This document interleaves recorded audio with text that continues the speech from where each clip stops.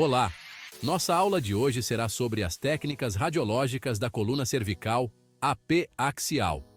Primeiramente, para fazer qualquer exame radiológico é necessário compreender a anatomia associada da área de interesse. É impossível ter um bom resultado se não soubermos nada de anatomia. Neste exame da coluna cervical, por exemplo, temos que saber quantas vértebras tem na coluna cervical.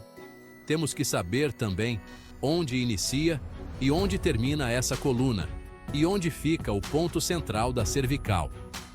Sabendo essas informações básicas, realizar o posicionamento se torna a parte mais fácil de todo o processo de aquisição das imagens. Vem comigo, porque essa aula hoje você nunca mais vai esquecer. A coluna cervical é composta por 7 vértebras. A primeira vértebra chamaremos de C1 e a última de C7. Então fica assim: C1, C2, C3, C4, C5, C6 e C7.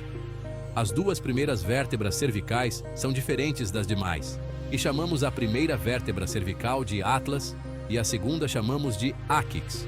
Na parte superior, a coluna cervical se articula com o crânio, especificamente com o osso occipital, ou seja, a primeira vértebra da coluna cervical, o famoso atlas, se articula diretamente com os côndilos do osso occipital.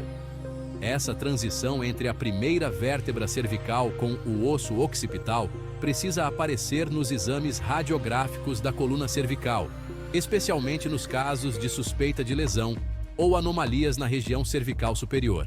Essa articulação é chamada de articulação atlanto-occipital. Na parte inferior, a coluna cervical está conectada com a coluna torácica. Essa transição entre a coluna cervical e a coluna torácica chamamos de transição cervico-torácica e também precisa aparecer no exame radiográfico. Ou seja, a C7 com a T1 precisa ser incluído no exame. Embora a primeira e a segunda vértebra fiquem sobrepostas pela mandíbula e não apareça claramente na radiografia deste exame AP axial, elas precisam ser incluídas no exame. Outros métodos para visualizar melhor essas duas primeiras vértebras veremos em outras aulas aqui no curso. São 7 vértebras cervicais. Observe que a C4 é a vértebra central, ou seja, o centro da coluna cervical é a vértebra 4. É nessa vértebra que o raio central irá atingir quando posicionarmos a colimação. Quando você for posicionar o paciente, você precisa localizar a C4 primeiramente. Esse é o ponto fundamental. Essa quarta vértebra cervical está localizada cerca de aproximadamente 5 centímetros abaixo do mento da mandíbula ou queixo. O centro do pescoço, aproximadamente, é o ponto médio onde está a C4. Cada vértebra cervical mede aproximadamente 3 centímetros de altura já com o disco intervertebral.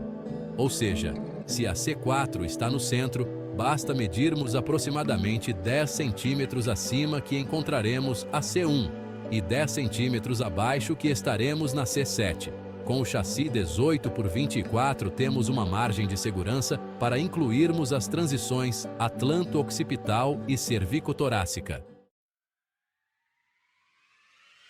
Perfeito!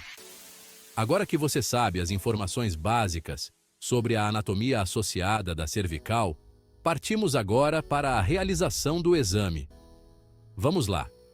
Posicione o paciente em ortostático, de costas para a estativa. Deixe o plano médio sagital da coluna cervical do paciente alinhado com a linha central da estativa. Os braços do paciente ficarão estendidos ao lado do corpo. O queixo sutilmente elevado sem rotacionar a cabeça. O paciente ficará basicamente na posição anatômica universal. Ajuste a distância foco-filme em 1 metro. Ajuste a colimação somente na região de interesse, incluindo as transições atlanto-occipital e cervico-torácica. Para incluir facilmente a transição atlanto-occipital, basta alinhar a borda superior do chassi ao nível de 5 centímetros acima do meato acústico externo. Posicione o raio central, angulado 15 graus cranial ao nível da C4, aproximadamente 5 centímetros abaixo do mento mandibular. Posicione o chassi 18 por 24 na bandeja da mesa, de forma que a linha do raio central esteja coincidindo com seu centro. Posicione o marcador de identificação do lado direito do paciente. Para este exame, é aplicado aproximadamente 68 kV, com 20 mAs, foco fino de 100 mA. As técnicas de kV e mAs pode variar de um paciente para outro por causa do biótipo do paciente e da qualidade dos equipamentos. Mas a média fica entre 60 e 80 kV e 10 a 20 mAs. Nessa aula era isso. Te aguardo na próxima aula. Até lá!